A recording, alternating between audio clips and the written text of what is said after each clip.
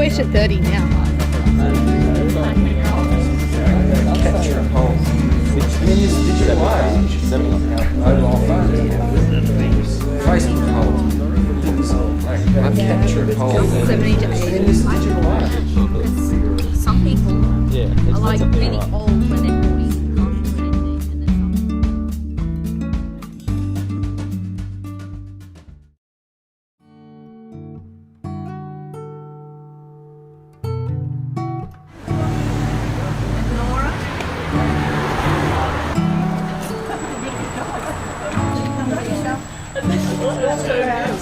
Is it? It's lovely, isn't it? It is. Okay, well, is this the way we're going to go through, where we go around the back?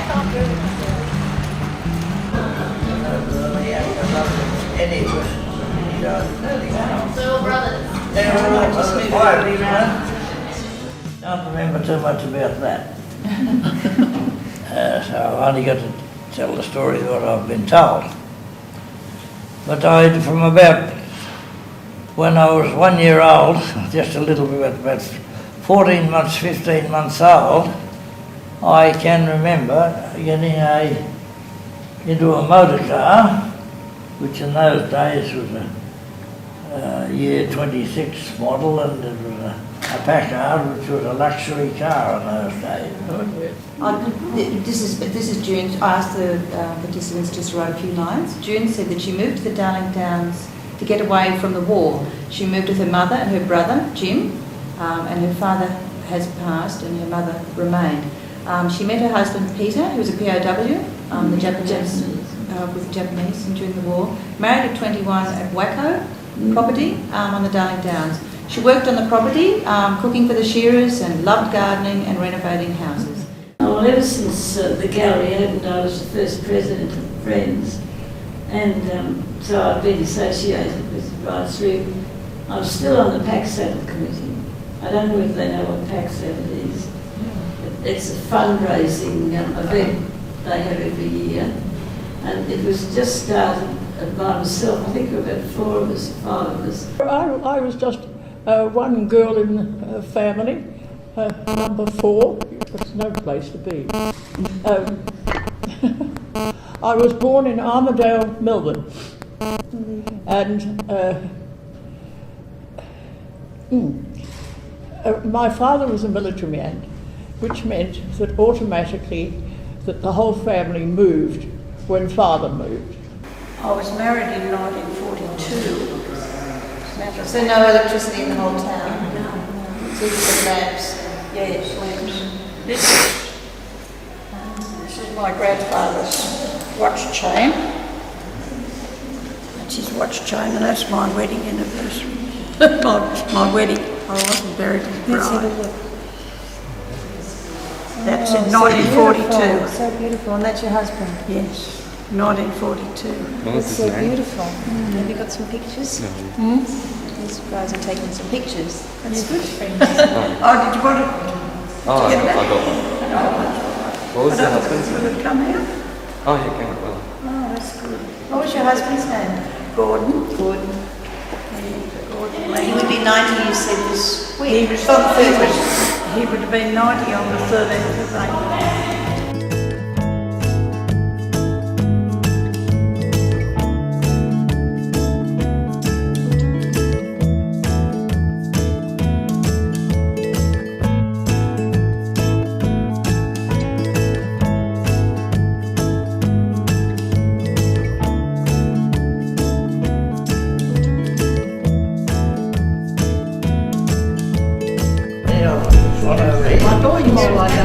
Because it reminds me of the farm.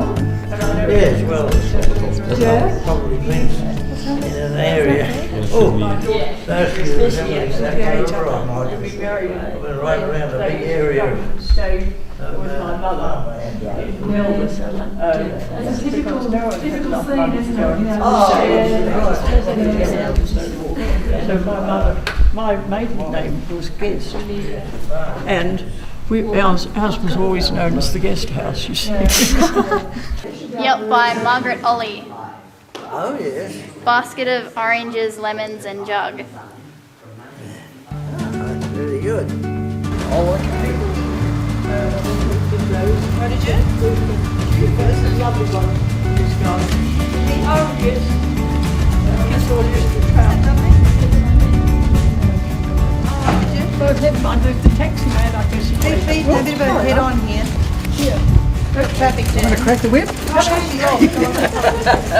yeah. No, that's okay. My name's Neve. My name's Courtney, and we are part of the Creating Memories project where we met Jim McRae. Jim grew up at Wallamombi, and he tells us lots of stories about what it's like to grow up on a farm. It was really good to talk to Jim because it was interesting to know what things were like so long ago, but also what a different lifestyle growing up on a farm was like, and the things that he's interested in, and some things that we were surprised by, like he really loves flowers because his wife really loved to garden.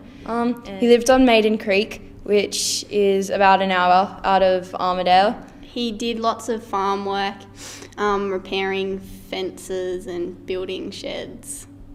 I went up to Autumn Lodge and Jim was there, and every time I'd go in for the morning, Jim would always be waiting there and always happy to have a chat to me, or there was a dog up there and he always enjoyed patting the dog or talking to the dog, and I think he really missed that side of things, being able to talk to people and interacting and that sort of thing. Yeah, so I went out to Maiden Creek, the property that Jim grew up on, and because friends of ours live there now, and we took photos of the places where Jim brought photos in for us to look at, set at Maiden Creek, of him and his brothers playing cricket, or the bull that won prizes and went to Sydney and won all these competitions. And I went out to Maiden Creek where he grew up, and I took photos of the places where his photos were taken, and it was just really interesting to see what they were like now, and as opposed to what they were like when he was living there.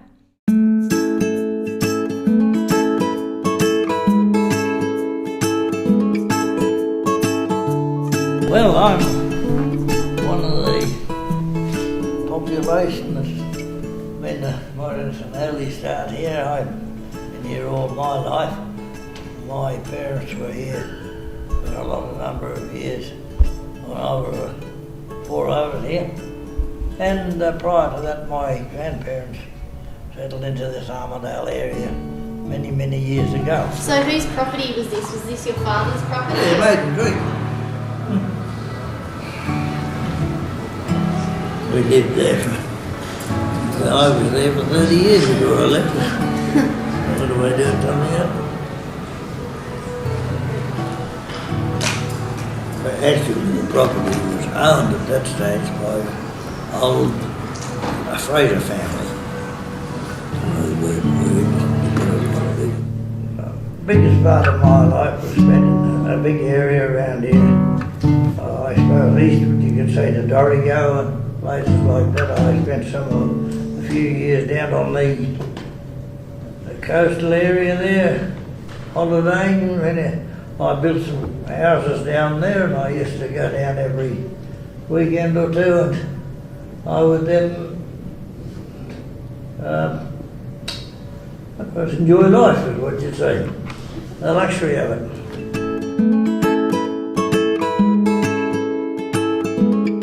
How old were you when you learned to drive?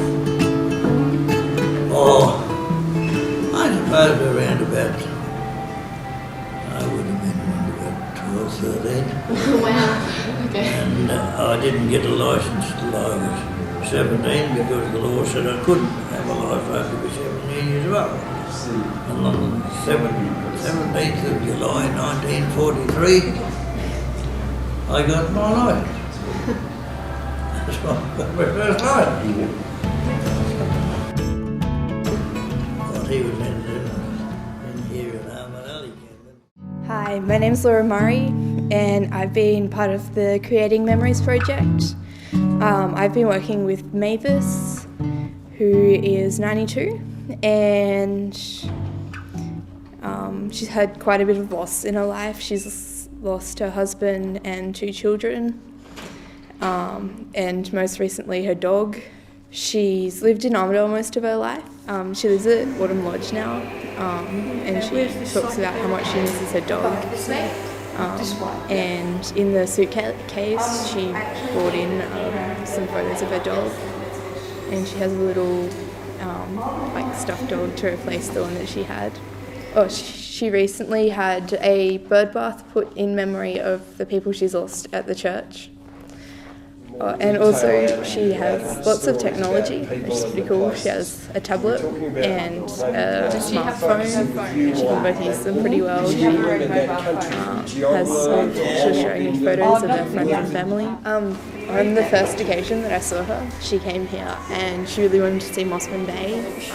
We couldn't do anything else before we saw Mossman Bay. She saw it and it was a pretty good experience. She really seemed to enjoy coming out and seeing me and everyone else in the art gallery and looking around. And we had some pretty interesting discussions about the artworks, so that was fun. I went to adult group classes after that. I said I wanted When did you go to school in Armidale?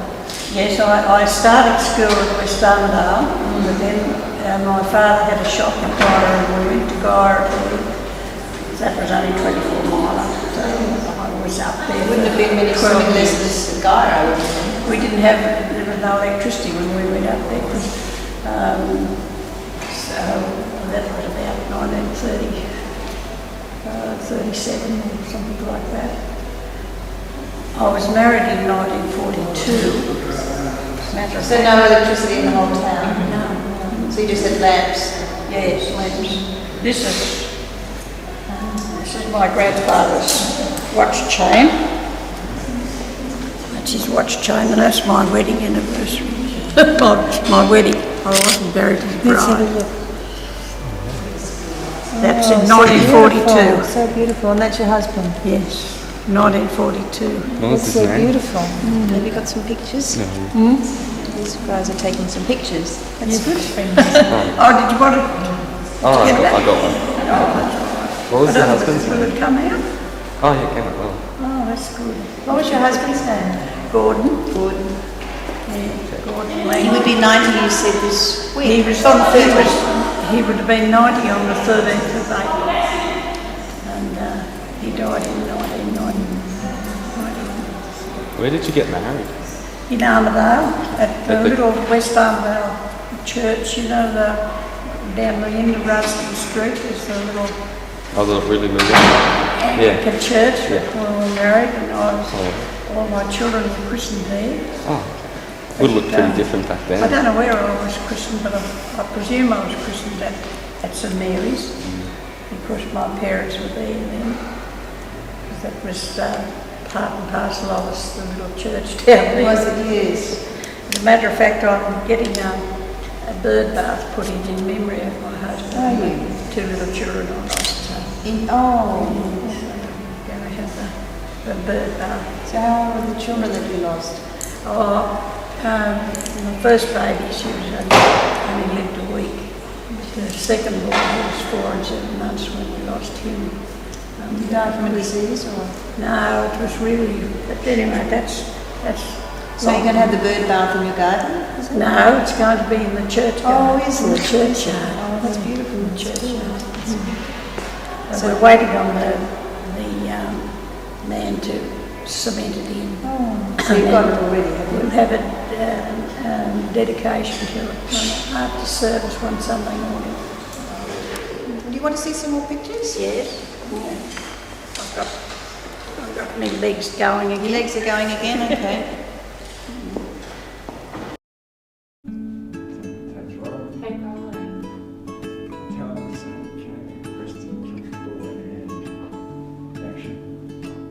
Hi, I'm Hannah, and I've been part of the Creating Memories program at Neram.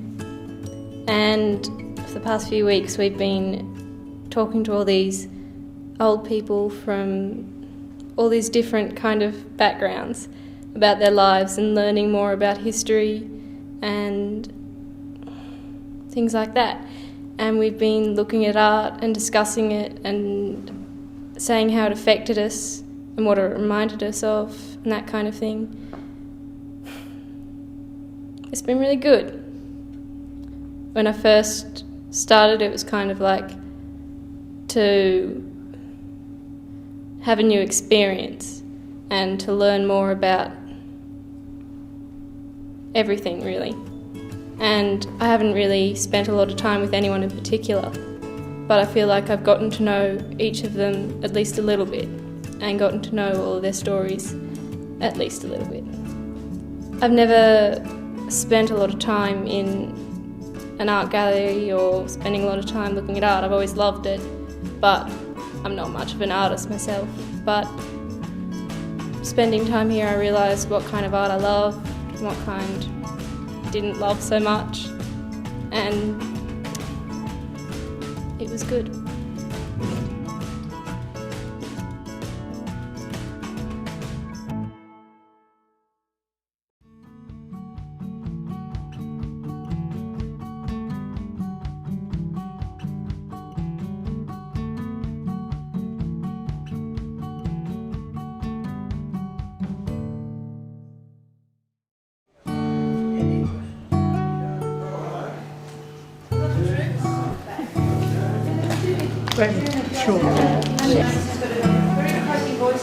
Having fun there, it's the community gardens. Oh, is that where they are? Yeah.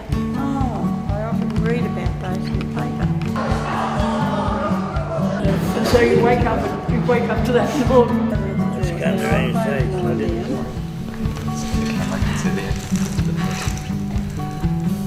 Oh no, he was quite famous, he still is. Oh, okay. I like the texture. Yeah. Anything else? The City Bank of Sydney. That's right. Pointed Beatty Street. Is this near here?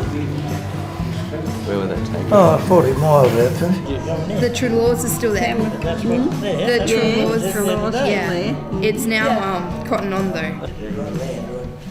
Everybody smoked in those days? Where she enrolled at East Sydney Technical College. But he was new and they did that. Yeah, same. I always just remember it being him. My brother says that joke on a regular basis. This is by Natalie Hartog Guys, we can go back into the other room. Oh, okay. Can we? To the Armidale showground over here.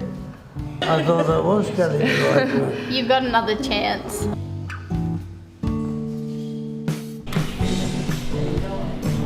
And Neram is 30 this year, so it's her birthday and everyone does the same. Well, you know, a bit of a milestone. Make sure the brakes are off.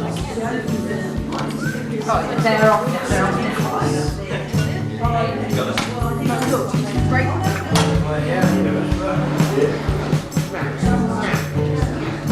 Can you stay, Jim?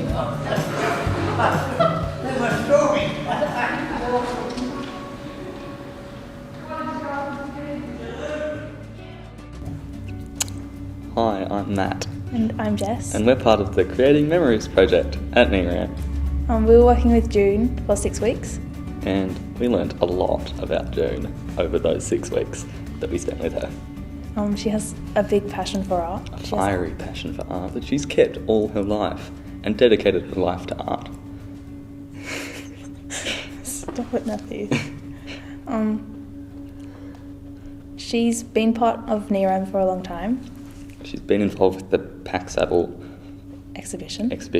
And also on the board of Friends of Neram. Friends of Neram. And she also told us about her time in Spain, where she lived in Spain.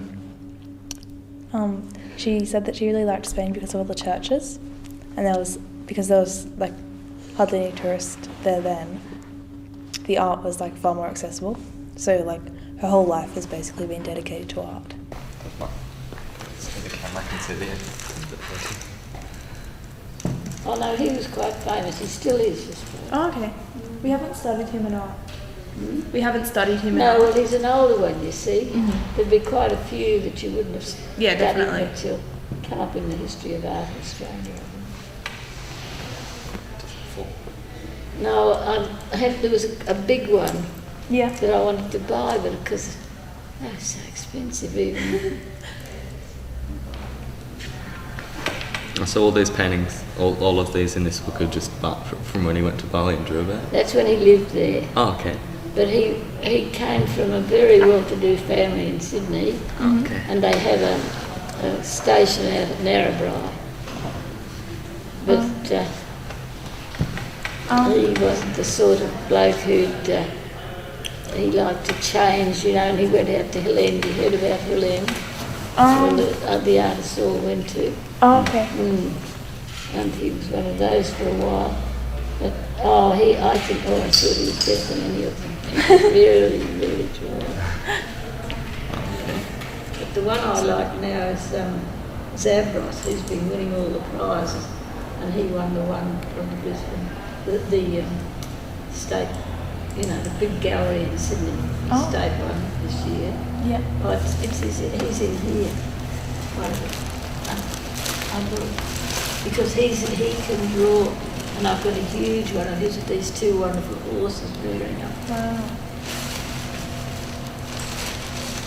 So are the other members of your family interested in art too? Well, my mother was. She could do all sorts of things. She was really good. Oh yes, they're all interested. Yeah. But my daughter does the most beautiful drawings, which she won't exhibit. She's 61 now, and she's not very well drawn. So she's not doing anything. But she won't sell anything.